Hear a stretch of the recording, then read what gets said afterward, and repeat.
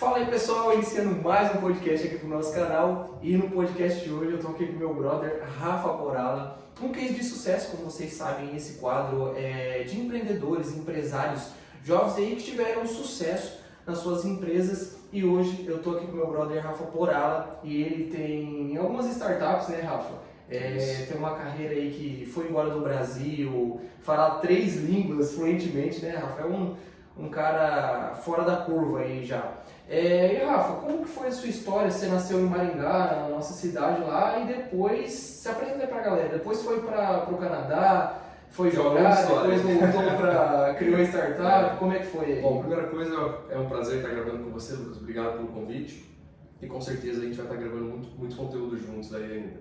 Bom, cara, eu comecei minha jornada de empreendedor na verdade, bem antes de abrir minha primeira empresa.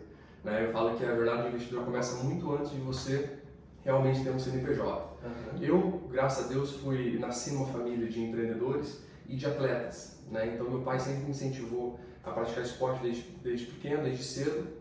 E eu, com 16 para 17 anos, fui morar nos Estados Unidos, onde eu fiz toda a minha formação acadêmica. E depois que eu me formei, eu fui morar no Canadá, onde eu fiz minha pós-graduação em marketing, enfim. Tudo História isso vai colocar mais ou menos a idade, Rafa. Você foi pro Canadá com quantos anos? Eu fui para os Estados Unidos com 16 anos para jogar tênis, né? Eu jogava tênis desde pequeno. E com 17 anos eu recebi a bolsa de estudo para ir para a faculdade lá da AISA em Miami, onde eu fiquei dos 17 até os 19 anos, onde eu fiz o Associate's Degree, me formei e fui fazer a pós-graduação com 19 anos em Vancouver, no Canadá. Certo.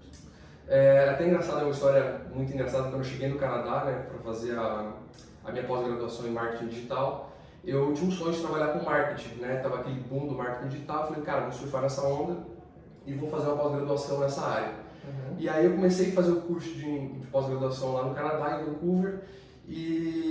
Só que antes de eu me formar, eu tinha que me sustentar lá no Canadá. Né? E aí eu fui trabalhar de Uber Eats. E aí eu, cara, metia a mochila nas costas, pegava a bikezona e escalava aquelas montanhas todas na neve para poder me sustentar lá enquanto eu fazia o curso. Para poder ter uma receita para você sobreviver lá. Exatamente, porque eu não queria dar despesas para os meus pais. Lógico que eles ajudavam em parte, porque eu não conseguia cumprir com tudo, mas desde cedo o empreendedorismo já me fazendo crescer e me fazendo abrir novas receitas, enfim, sempre ser independente nessa área. Bom, me formei em marketing e eu consegui trabalhar os próximos 6 meses, porque era um trabalho de 1 ano. Né? Os primeiros 6 meses eu estudava até me formar, e depois os outros 6 meses eu consegui desfrutar desse curso trabalhando no Canadá e poder conseguir até uma licença permanente para ficar morando lá, que era o meu sonho, que era o meu plano a princípio. Inclusive eu estava namorando uma menina lá que eu jamais iria imaginar que eu ia voltar para o Brasil depois de tudo que eu tinha Você tinha planos de fazer carreira por lá? Com certeza, eu estava já trabalhando na área eu era diretor de marketing de uma empresa de intercâmbio, inclusive aqui de São Paulo. Isso com quantos anos? Com 19 anos, 19 anos. 20 anos, isso. E então, cara, eu tava namorando, eu tinha saído do Uber Eats e já tinha um plano de carreira no seu ramo, né? Exatamente, eu já tinha saído do Uber Eats, graças a Deus, cara, que foram tempos dificílimos. São mal necessários, né, Rafa? Mas isso forja o caráter, isso forma a pessoa e isso dá know-how para você conseguir depois lidar com problemas em diversas áreas da sua vida. Então foi um período difícil, mas também que eu tirei muito proveito disso e eu levo para minha vida toda e hoje tenho boas histórias para contar. E aí depois dos últimos 6 meses, eu formado no marketing, eu comecei a trabalhar, virei diretor de marketing de uma empresa de intercâmbio e, cara, igual eu já te falei, eu jamais ia imaginar voltar. Até então que hoje o meu atual sócio Douglas e o meu pai me ligaram com um convite de voltar para o Brasil e entrar na minha primeira startup na área de marketing. Né? A empresa estava, enfim, começando, estava na parte de design de logomarca, da branding, da persona, o que nós iríamos fazer. E você já tinha todo esse know-how lá de fora, que está bem mais avançado que no Brasil, né? Tudo que estoura primeiro lá fora, depois é aplicado aqui no Brasil, e começa a dar certo, né? Hoje, infelizmente, a gente tem ainda esse gap nos Estados Unidos e no Canadá, que tudo estoura lá antes de vir para cá. A gente sempre está ali uns 2, 3 anos atrasado em relação a tecnologia e startups do que os Estados Unidos. Mas graças a Deus eu tive esse privilégio de poder estar lá.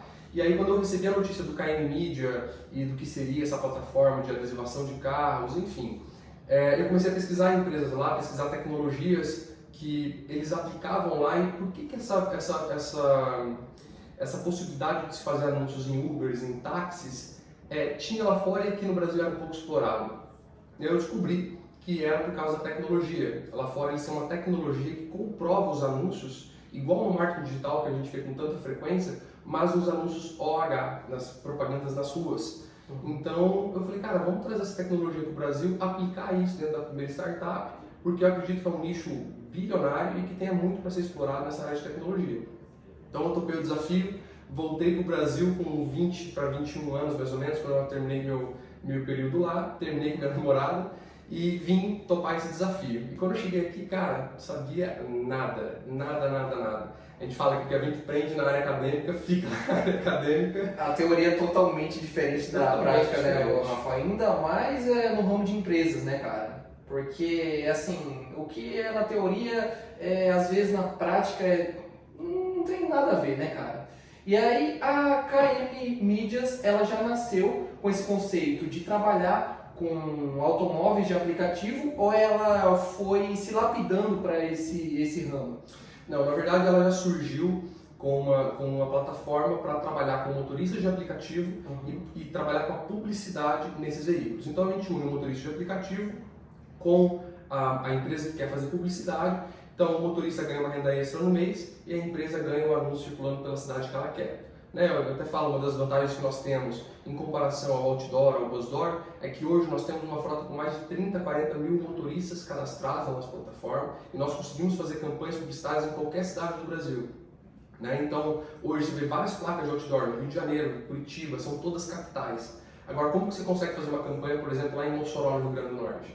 Como que você consegue encontrar um ponto, ter um custo fixo com esse ponto e sem saber se você vai ter anúncio ou não? Hoje a nossa empresa só tem o custo da entrega da mídia se a gente realmente tem um anunciante. A gente fala que é somente custo variável, a gente não tem o aluguel do carro. Mas a empresa sim surgiu já com esse propósito. A gente veio lapidando o modelo de negócio para ver como queria se encaixar no mercado, porque uma das grandes dificuldades que a gente encontrou é trazer realmente essa novidade, trazer essa tecnologia para um meio já muito consolidado. Eu falo direto isso, quando o meio já é consolidado, você trazer algo de diferente, tem que ser algo realmente muito diferente e que as pessoas comprem. Não adianta você chegar com uma nave espacial aqui e não ter espaço para ela. Então a gente teve que ir caminhando, engatinhando, ali, fazendo o famoso trabalho de formiguinha. Os concorrentes, né? Exatamente, para as pessoas poderem confiar nessa tecnologia. Pô, mas eu nunca vi isso na minha vida, será que isso funciona? Não, sim, a tecnologia veio de fora, temos toda a plataforma com mensuração e tal. Então, cara, foram 3 anos aí de muita entrega, de muito suor.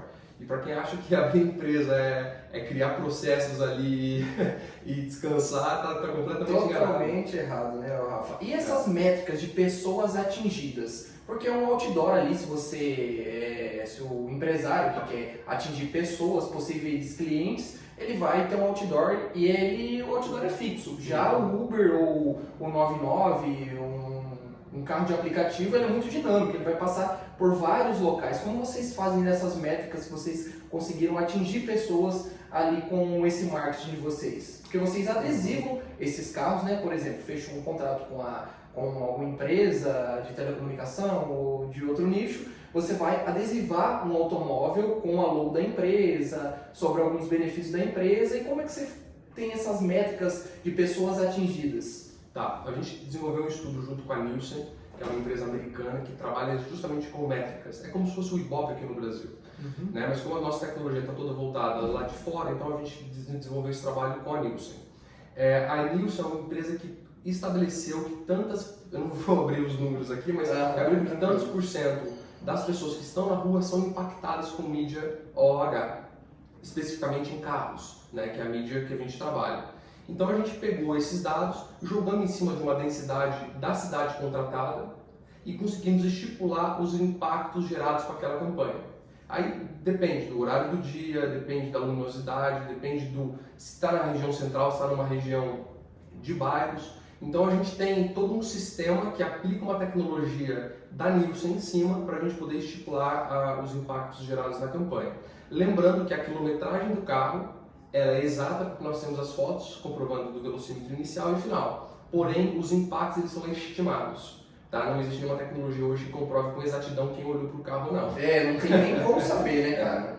É um cálculo aproximado ali. E como vocês fazem para saber que esse motorista está com o carro adesivado, que esse motorista rodou alguns quilômetros, tem uma quilometragem mínima por motorista, tem algumas dessas métricas aí, de acordo com cada motorista do aplicativo? Perfeito. Hoje nós temos, a gente trabalha somente com motoristas de aplicativo, então são motoristas que rodam muito. A gente levantou um estudo interno nosso que estipula mais ou menos quantos quilômetros, quantas corridas o motorista de aplicativo necessita para poder ganhar dinheiro com a Uber, com a 99, enfim, com essas plataformas de aplicativo. Porque se eles não rodarem, eles não ganham dinheiro, então eles precisam rodar muito. Então, uma das coisas que o anunciante vai ficar despreocupado é que realmente são pessoas que rodam com o carro. O primeiro passo é esse. Segundo passo, nós temos a foto inicial do velocímetro e depois de 30 dias, 60 dias de campanha, o motorista, para poder receber a verba mensal que vai ser paga para ele, ele precisa comprovar que ele realmente rodou. Então ele tira a foto do velocímetro final e o nosso sistema faz a leitura de imagens e atualiza a quilometragem rodada daquele motorista para o anunciante. Ele faz um upload da imagem direto no sistema de vocês. Exatamente. Nós temos a quilometragem em tempo real, que é o nosso diferencial através do painel do anunciante. Porém, caso a internet caia, caso o motorista não liga o aplicativo, tenha algum problema nesse meio termo, a quilometragem é corrigida através das fotos enviadas no final da campanha. Nossa, muito tecnológico, hein, Rafa? E para desenvolver toda essa tecnologia, eu creio que você tem bastante programador, delegou muita função para poder deixar esse sistema redondo, rodando. E quantos colaboradores você tem hoje? Como você começou a delegar essas funções aí para eles? Tá, vamos lá. Empresa de uma startup, 90% tecnologia. Com certeza. Então a gente já tem que aprender a lidar com programadores, que são pessoas que são muito inteligentes em uma certa área de programação, que eu particularmente não entendo nada. Então até a gente começar a entender a linguagem que eles falam e poder engajar esse time para poder entender a linguagem comercial, para mim foi a parte mais complicada. Mas enfim, hoje nós temos em torno de 3 programadores que trabalham full time com a gente, são programadores seniors, né? Porque a pior coisa que se faz é contratar programadores. Com certeza, é só e dor de colocar cabeça, o seu cara. sistema ali na mão de uma pessoa que faz mais ou menos. Então, cara, o programador é o core da sua empresa. Invista em bons programadores, porque ele vai fazer o sistema ser desenvolvido, a facilidade para o usuário, a experiência do usuário. Enfim, esse cara é Cara, e não sei se você tem na sua empresa, o programador, ele tem para ele ser bom, ele tem um determinado tipo de característica, não sei se você já percebeu, é aquele cara que vira as madrugadas, que dorme em cima do computador, às vezes eu vejo uma característica de alguns programadores que eles são, alguns que são muito bons, eles são meio antissociais. Você já percebeu isso aí, cara, na sua empresa? Um bom programador para você colocar na sua operação, ou você não leva isso em consideração? Com certeza, o programador, como comercial, como marketing, como financeiro, tem características muito especiais. Né? E eu falo, não tem certo e errado, são características igual mesmo você mencionou, mas eu, como sou da área comercial, aprender a lidar com pessoas que têm características diferentes, que têm maneiras de se trabalhar diferente, foi um desafio muito grande. E até para delegar as funções para os programadores, eles têm um período deles de adaptação, de entendimento da linguagem comercial. Então, o meu maior desafio é juntar o povo comercial que está ali, inclusive, trabalhando aqui do lado, com o programador e fazer essa sincronização de passar as informações que o comercial precisa, mas para uma linguagem que o programador vai entender. Mas depois que o time está engajado, aí é uma roda. Porque a gente tem que fazer esse intermédio, né? Igual você disse, o comercial é um cara mais que ele sabe, que ele conversa mais, que ele dialoga mais com as pessoas. Já o programador, às vezes, ele é um cara mais restrito, não é tão sociável, né? Mas a gente tem que fazer todo esse intermédio entre a equipe, né, Rafa? E assim, ao longo do percurso da KM Mídias, você teve alguns desafios aí? Com certeza você teve vários desafios, porque é uma empresa assim, com uma complexibilidade de tecnologia muito grande. Mas dentre esses desafios, qual que você acha que foi o maior da KM? Olha, na verdade, o desafio que eu falo da KM são desafios pessoais, né? Porque o desafio de toda empresa ela é muito parecida. A parte inicial de você fazer o MVP, você fazer a validação do seu produto, talvez uma pivotagem, você tem que mudar o seu modelo de negócio, adaptar, por exemplo, dos Estados Unidos para o Brasil, porque aqui se negocia de uma maneira completamente diferente de mídia do que lá fora. Então, toda empresa é parecida nesse modelo, até você conseguir o aporte e aí você ter grana para poder começar a estruturar os processos. Mas o meu maior desafio, Lucas, eu acredito que tenha sido comigo mesmo para com a equipe. Né? Eu sempre falo que eu sou um empreendedor jovem, você é um empreendedor jovem, e eu tenho conversado com bastante empreendedores da nossa cidade E eu vejo uma semelhança muito grande na dificuldade de poder gerir pessoas mais velhas. Isso foi uma das dificuldades que eu tive, porque você fala assim, pô, eu tô demandando alguma coisa, eu tô delegando uma função, pô, o cara tem muito mais experiência que eu, o cara é muito mais vivido que eu, e eu tô delegando uma função para essa pessoa, eu tô me sentindo mal, tipo, eu não sei como é que eu me porto e tal. Então, para mim, o maior desafio quando eu assumi a frente da KM foi justamente eu conseguir me portar de uma maneira que não seja arrogante, mas também de uma maneira firme para que as pessoas me respeitem, por mais que eu tenha uma idade teoricamente jovem para um empreendedor. Mas eu consegui, Lucas, aprender a lidar com isso primeiro na prática. Eu falo que depois que você demite o primeiro colaborador, você vira uma outra pessoa. Né? Então, lógico que a prática ela ajuda e ela te guia para o melhor caminho, mas eu tive uma conversa com um grande amigo meu, que hoje, graças a Deus, eu posso estar chamando de sócio, né? A gente está abrindo a Next, e eu vou falar mais para frente com você, certo. que ele me explicou. Cada pessoa tem uma realidade diferente, uma realidade do momento diferente. Então, ou seja, você necessita de algo hoje, eu necessito de algo hoje, aquela pessoa necessita de algo hoje, o seu colaborador precisa de outra coisa hoje. E a gente está nesse momento para poder entregar o nosso melhor.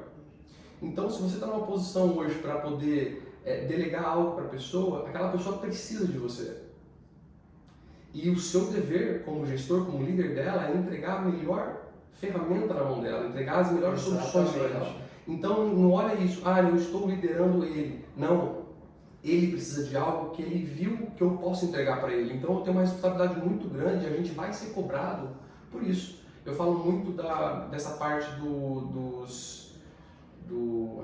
passagem bíblica, dos talentos que você recebe, você é cobrado por isso. Então, se Deus te deu 2 talentos, cara, multiplica por 4. Se você recebeu 10 talentos, seja grato, multiplica por 20, porque essa é a nossa responsabilidade.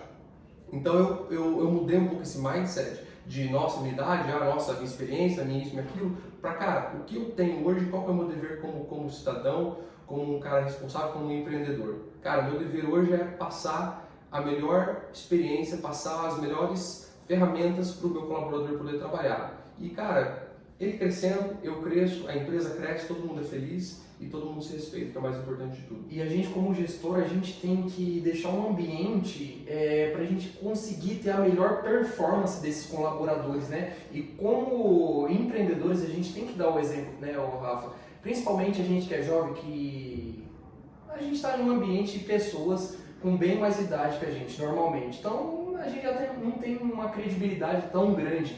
Então, se a gente não demonstra uma seriedade, um profissionalismo, e a gente não é bons gestores, não consegue deixar um ambiente apto, enxergar talentos, como você disse. Às vezes a gente contrata um funcionário, um colaborador, só que ele não é da área do design, ele é mais comercial. Então, enxergar esses talentos nos funcionários, né, cara, e poder extrair a melhor performance dele para a empresa, para a gente se beneficiar e eles se beneficiarem também, né, cara? Perfeito, é isso mesmo. E o Rafa, a KM, como é que ela faz essa precificação de propaganda? Porque a gente que está acostumado com Facebook, Google Ads, TikTok Ads, essa precificação é conforme o número de pessoas atingidas, você paga um valor para essas plataformas. Como é que funciona na KM? É um valor fixo ou um valor progressivo de acordo com pessoas atingidas? Tá, vamos lá. Essa parte é a parte que eu gosto de falar porque eu sou da área do marketing. Então, e fala também sobre o motorista do aplicativo. Ele recebe um custo fixo ou ele também, de acordo com as quilometragens que ele rodou, ele recebe um pouco mais? Tá, vamos lá. Quando eu voltei para o Brasil e a gente iniciou o processo, a primeira coisa que eu queria fazer é cobrar por impacto, cobrar por visualização, que é o jeito que a marca digital cobra, e é um jeito muito correto de se cobrar. Porque tantas pessoas viram, eu vou pagar X, tantos os motoristas rodaram tantos quilômetros, eu vou pagar Y para ele. Seria perfeito, é o que eu mais desejava desde o início do projeto. Porém, as pessoas aqui, infelizmente, ainda não têm esse hábito de pagar pelo que eles receberam em meritocracia. Não tem isso.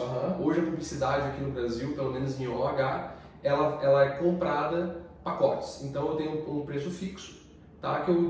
Lógico, é um preço fixo, mas varia da quantidade de meses que você quer. Se você quer o carro por 30 dias, por 60 dias, ele vai ter um preço diferente. E lógico, também nós temos modelos de anúncio, mas sempre pacotes fechados.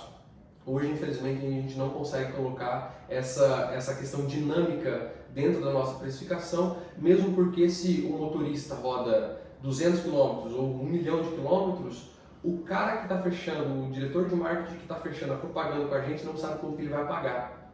Então, às vezes, eles têm uma verba específica, entendeu? Que se rodarem mais, eles não vão ter a verba para poder pagar. Então, teve esse desencaixe de como seria feito o pagamento, então a gente decidiu fechar. O repasse é de acordo com o contrato, basicamente. Custos fixos tem um pagamento para vocês e o repasse é feito para os motoristas. Pacotes fechados, o motorista tem uma quilometragem mínima que ele tem que percorrer, mas normalmente a gente entrega o dobro, o triplo, e isso entra como bonificação para o cliente sem ser cobrado nada adicional. Entendi. E nesse caminho, Rafa, você já comentou comigo que você tem sócio, que vocês foram aportados, né, como startup.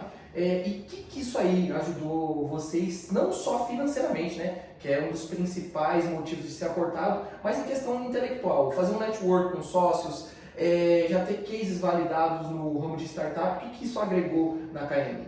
Tá, bom, a gente foi aportado recentemente, início de 2022, por um grupo de empresários, não é pessoa jurídica, foi pessoa física, graças a Deus, porque a gente foge um pouco, principalmente no início de pessoas jurídicas. Só porque... explica um pouco o conceito de aporte para o pessoal aí, porque às vezes o pessoal não vai saber. Tá, a gente recebeu um investimento de pessoas físicas, de investidores, tá, que tem essa ponta no risco de realmente se investir em startups.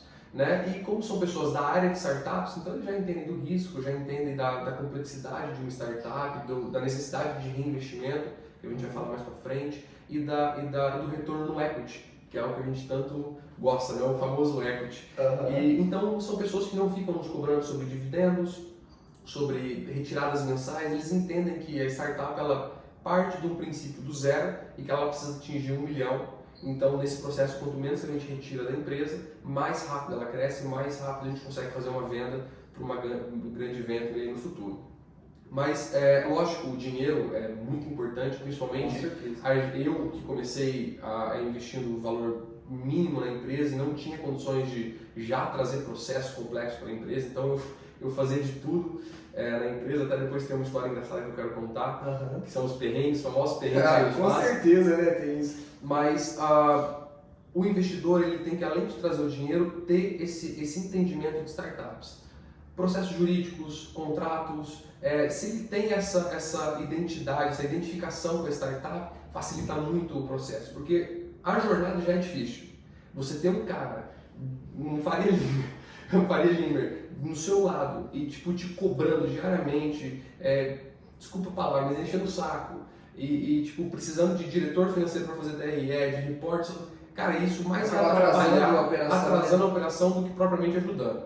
Então, um segredo para quem está abrindo uma startup e precisa de investidores, busca investidores da área, busca pessoas que entendem do processo e que além do dinheiro trazem um know-how junto. Legal, Rafa. E como é que é feita esses relatórios com os seus investidores, o repasse de informações? Eles deixam vocês bem à vontade para poder atuar, até porque vocês conhecem a empresa, porque vocês iniciaram ela e ao longo do tempo foram descobrindo os processos de alavancagem dela. Como é que é feita todas essas reuniões, relatórios e tudo mais com esses investidores?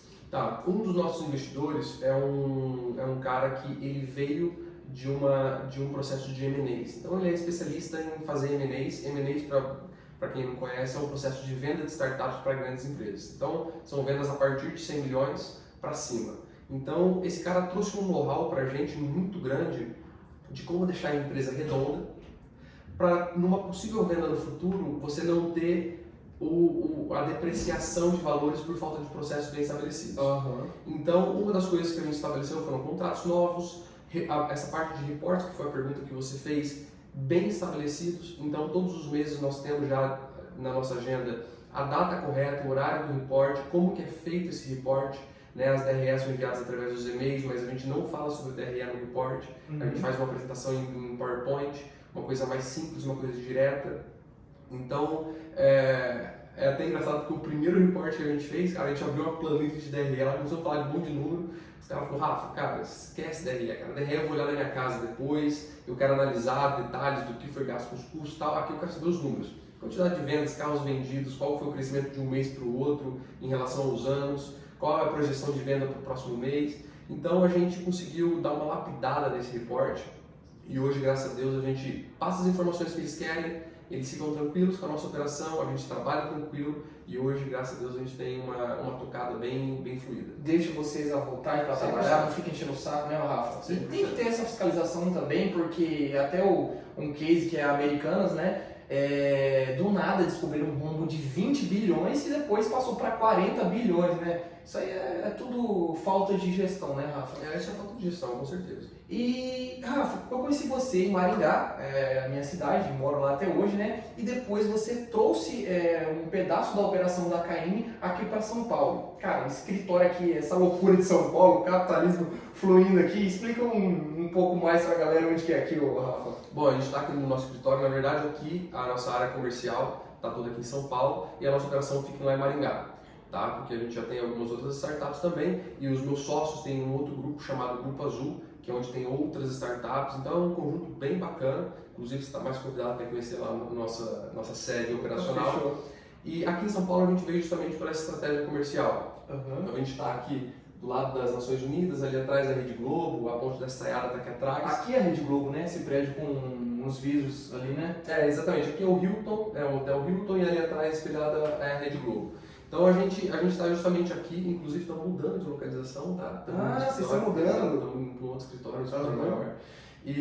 Mas enfim, a gente veio justamente para São Paulo porque os nossos executivos eles precisam estar em contato com as grandes agências, né? Hoje a gente trabalha com publicidade, então as grandes agências da Claro, TIM, Boticário, Havaianas, enfim, essas grandes empresas estão aqui em São Paulo e voltando, tendo a retomada aí das visitas presenciais, que é o sonho de todo executivo, eles precisam estar localizados aqui em São Paulo para que esse contato mais de perto com o cliente seja feito. Né? Em Maringá, por mais que seja uma cidade maravilhosa, amo Maringá, a gente acaba ficando um pouco longe desse contato, principalmente com as empresas aqui de São Paulo.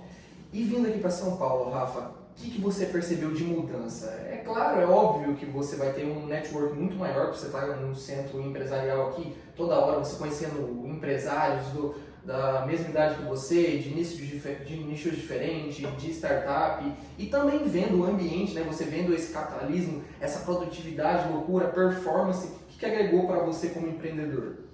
Olha, antes de empreendedor, agregou muito como pessoa. Né? Eu acho muito importante a gente estar perto de pessoas que nos motivam todos os dias, perto de pessoas que nos agregam valor todos os dias, e isso nos move também, pelo menos me move, a agregar valor para a vida das pessoas, a tentar ajudar as pessoas da melhor maneira, e nada melhor que você estar num grande centro para estar nesse movimento, para estar perto dessas pessoas, para estar trabalhando no seu networking. Eu sei que hoje essa palavra networking ficou meio pulverizada, meio clichê, né? Clichê. Mas se você aprende realmente o significado disso e você aplica isso para trazer renda para você, é algo muito poderoso e que eu particularmente gosto muito e estou explorando muito aqui em São Paulo. Com certeza é uma coisa muito importante para o empreendedor, né, Rafa?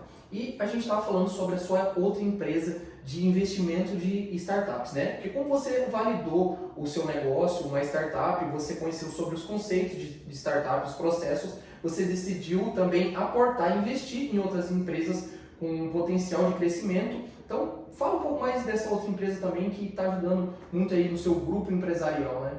Perfeito, Lucas. Bom, então eu contei para vocês um pouquinho da minha história lá dos Estados Unidos, do Canadá. Eu voltei a abrir a primeira empresa, que é o KM, a KM Media, e nós, inclusive, estamos num processo aí de crescimento. A gente não está onde a gente gostaria ainda, né? A gente não realizou uma venda ainda para uma venture, não estou bilionário ainda, mas estamos no processo. E o mais engraçado de tudo isso é que, como a gente vai descobrindo os processos das startups, entendendo como que realmente elas funcionam, o que elas necessitam, os principais erros de quem quer abrir uma startup, que normalmente são jovens, eu comecei a anotar, fazer algumas anotações, eu gosto muito de escrever, e eu comecei a descobrir que tem pessoas que querem abrir startups, que têm ideias fantásticas, mas têm medo, às vezes não têm conhecimento, às vezes não tem grana para poder fazer o primeiro investimento, que por mais baixo que seja, é difícil fazer o primeiro investimento, principalmente quando você não tem a segurança ainda de, eu sei o que eu estou fazendo. Então eu fui unindo todas as pontas, conversando com pessoas, principalmente aqui em São Paulo, e queria abrir, queria fazer, mas eu não sei como, eu não tenho dinheiro, eu não tenho um apoio. Então eu decidi, em conjunto com esse amigo meu de Miami, que é o Pedro, que um dia, se a gente tiver o privilégio de poder trazer ele aqui também para estar conversando, acho que vai ser uma baita oportunidade. A gente abriu esse fundo chamado Nexus, né, são próximos processos em inglês, né, justamente por a gente pegar algo num processo inicial e transformar isso, levando para os processos adiantes. Então hoje a gente tem um fundo onde a gente aporta startups, né, com investimentos próprios e investidores dos Estados Unidos, onde a gente traz para cá, e nós também levamos empresas para os Estados Unidos. Então a Nexus tem essas duas frentes. Uma é aportar startups ou fazer ligações com investidores, que nós temos contatos nos Estados Unidos, e a outra é levar empresas do Brasil para os Estados Unidos, porque o meu sócio é americano, então a gente consegue fazer esse vínculo e a gente entende de todos esses processos jurídicos.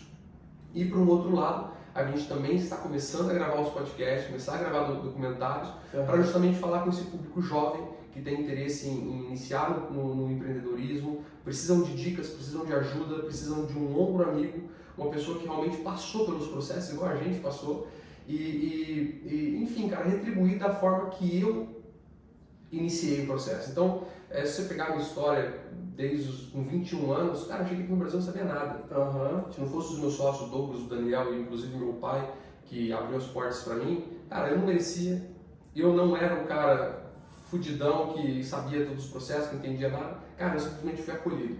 Né? Então essa parte inicial de eu retribuir isso depois de 3 anos trabalhando com startups, eu acho que faz parte da nossa jornada devolver isso para o mundo de uma forma com que as pessoas usufruem dessa experiência. Né? Ter uma gratidão por tudo que o empreendedorismo proporcionou para a gente, pela mudança de vida, ou o que agregou de conhecimento para a gente, né? A gente errou muito, né, Rafa, como empreendedor, principalmente por ter começado bem cedo, né? A gente não tinha uma experiência de vida muito abrangente, uma experiência de empreendedorismo, e poder estar ajudando essas pessoas que estão iniciando a não ter os mesmos erros que a gente teve, né, cara? Com certeza, eu até falo, os erros fazem parte. O que eu mais aprendi foram os próprios erros, né, e com erros de outras pessoas. Quando a gente tem a oportunidade de conversar com pessoas mais velhas, a gente tem a possibilidade de aprender sem errar.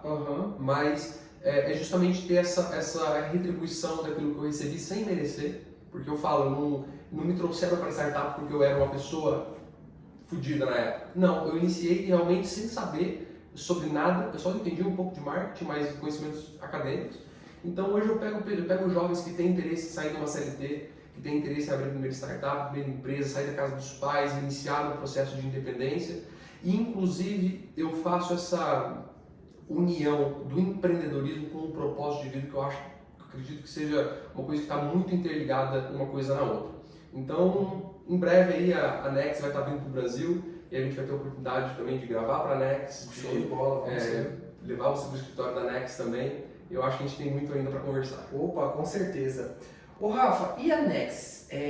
Geralmente os investidores estão acostumados com renda fixa, investimento em renda variável, outros tipos de investimento, criptomoedas, e vocês vêm com esse conceito de investimento em startup, né? Que assim, se você que já é um empreendedor no ramo de startup, vê um potencial em uma empresa e aporta nessa mesma empresa, o potencial de ganho é um potencial absurdo, né? Explica um pouco disso aí pro pessoal, que tem muita gente que eu vejo que não conhece sobre esse investimento em startups. Perfeito. Realmente o investimento em startup é um investimento de risco.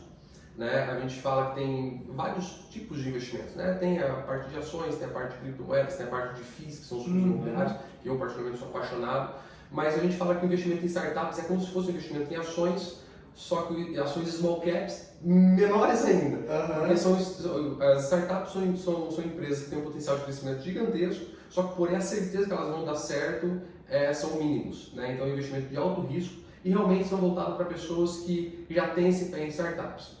Não é qualquer pessoa que investe, não é qualquer pessoa que eu quero que invista, inclusive na minha startup, porque se eu pegar um médico que está acostumado nada contra os médicos, mas se eu pegar, por exemplo, uma pessoa tradicional que tem esse pé em segurança, em isso, aquilo, e colocar o dinheiro na minha mão, o cara vai mais me atrapalhar do que me fazer ir para frente. Então, realmente, a gente tem esse nicho bem seleto de investidores que entendem dos processos de startups e que estão acostumados com o mercado, mas acostumado com ações, acostumado com o mercado de risco, não com ações, com fundos renda imobiliários. fixa. Isso não é um nicho que a gente quer. Investimento mais seguro, né? Digamos assim. Né? Exatamente. A gente não quer esse tipo de investidores, a gente quer realmente empreendedores que querem investir, que alguns investidores já tiveram êxito em outras startups, eles já entendem do processo de startups, e pessoas que realmente gostam de correr risco e que tenham grana para poder correr esses riscos, né? Rafa, e você, como um case de sucesso já, você é um intermediador entre esse investidor e entre a startup que está sendo aportada. Porque você já conhece sobre processo, já tem uma startup validada, você já conhece como funciona basicamente essa empresa por completo. Então, você seleciona algumas empresas em determinados nichos, por exemplo, um gateway de pagamento ou uma empresa de SaaS. Você tem essa seleção de empresas ou você investe em startup em geral? Perfeito, Lucas. Na verdade, além da gente ser um intermediador, nós trabalhamos com todo o processo de gestão. Né? Então, a gente intermedia a pessoa que teve a ideia ou que tem uma startup no processo inicial com o investidor e gerando essa segurança, mas nós também trabalhamos com o processo de gestão dessa startup, né? Percorrendo todos os processos, auxiliando o fundador da ideia nos processos de gestão, processo operacional, nos processos logísticos dessa startup e principalmente nos processos de recrutamento. Então, nós trabalhamos hoje com vários TIs, então nós temos indicações, pessoas do marketing, então, ou seja, nós temos uma variedade de oportunidades onde a gente realmente entra com o know-how nosso. Partindo para a área do sistema de preferência, da área de preferência de investimento, nós gostamos muito da área de sistema SaaS. Por quê? Porque é uma área muito tranquila de se lidar com a operação. Então, indo para o sistema de preferência que a gente tem de investimento, eu particularmente adoro o sistema SaaS, é o queridinho dos investidores, porque a parte logística é muito simples, é muito tranquila. Né? Nós temos a parte de investimento do software, que é a parte inicial, mas a partir do momento que o software está pronto, a gente só tem um sistema de você cuidar desse software, atualizar ele, trazer novidades. Agora, a parte operacional é muito tranquila, porque você não tem um produto, você vende realmente somente um login e senha. Mas a gente não tem preferências, é só que a facilidade de captar investimento para sistema SaaS é mais tranquila, é mais fácil. E o SaaS, ele não depende de uma integração, né, pessoal? Se vocês não sabem o que é integração, é um sistema que ele depende de uma matrix, ou seja, eu vou desenvolver um sistema SaaS para uma integração da Amazon. Então esse sistema vai facilitar algumas funções da Amazon ou fazer o cálculo financeiro da Amazon, né?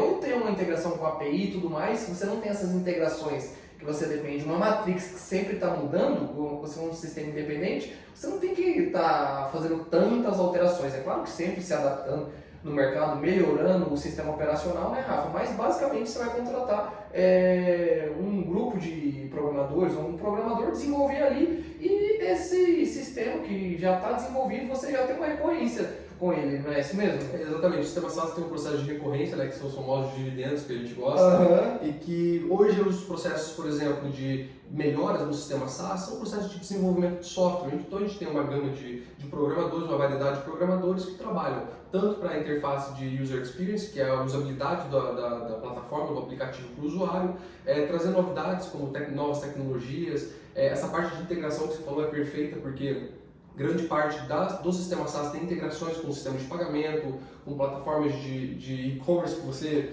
é craque, você sabe muito melhor do que eu. Então, trazer essas novidades, desenvolver essas tecnologias e melhorar a usabilidade do cliente é o que a gente tem de custo com o sistema SaaS. E isso é muito, muito, muito barato em comparação com o faturamento que você pode ter vendendo para o mundo inteiro. E voltando para a KM, Rafa, o que você pretende da KM? Você pretende que ela seja uma empresa de médio a longo prazo, ter ela durante vários anos, ou vocês focam geralmente no que as startups focam, né? Gerar um valuation para poder estar vendendo ela? Perfeito. Cara, o sonho de todo investidor anjo ou de todo fundador é realmente poder vender a sua empresa, né? Sair do famoso equity e botar o dinheiro no bolso e sumir. Zerar a vida, né? É como zerar a vida. Mas é o que eu falo, Lucas. Cara, o empreendedor, ele nasce querendo sair no exit e aí no meio do processo ele descobre que ele quer manter a empresa e quando ele quer manter a empresa é a hora dele vender, porque chegou no momento que a empresa, para crescer dali para frente, precisa de aportes muito maiores e aí nada melhor do que uma VC, do que uma Venture Capital, chegar aportando milhões e realmente poder fazer a empresa ir para outro patamar. Mas a gente, como empreendedor, só faz aquilo que a gente não quer. Na época que a gente precisa de grana e quer vender a empresa, é a época de você fazer ela funcionar e correr o trecho. E na época que ela já está faturando, você fala assim, opa, agora eu estou bem, é hora de você vender e substituir, né? E passar a empresa para outras mãos. Show de bola, Rafa. Cara, muito legal conhecer a sua história aí, a sua trajetória aí desde o início, que você saiu do Brasil, foi buscar conhecimento, voltou, montou sua startup. Então, um exemplo aí de empreendedor, mesmo muito novo, um cara fora da curva, que fala vários idiomas, que fez o negócio dar certo aí, começando lá do zero pequenininho, né, Rafa? Trazendo inovação de outros países que já tinha negócios funcionando com tecnologia, trouxe para cá, conseguiu fazer a empresa ser o sucesso que é hoje e cada vez mais está decolando. Muito prazer aí gravar com você, meu brother. Muito obrigado por me receber aqui no seu escritório em São Paulo. Obrigado por me chamar para gravar com vocês. E agora o próximo podcast que a gente vai gravar vai ser com a Nex, né? Em breve aí a Nex está vindo para o Brasil e a gente vai ter a oportunidade de gravar junto aí muitos vídeos. Opa, show de bola. Galera, se você gostou desse podcast aí, se vocês gostaram, não esquece de deixar o like, se inscrever aqui no canal e ativar o sininho das notificações para você saber todas as vezes que eu lançar vídeo novo. Então eu vou ficando por aqui e até o próximo vídeo. Valeu, pessoal. Um abraço.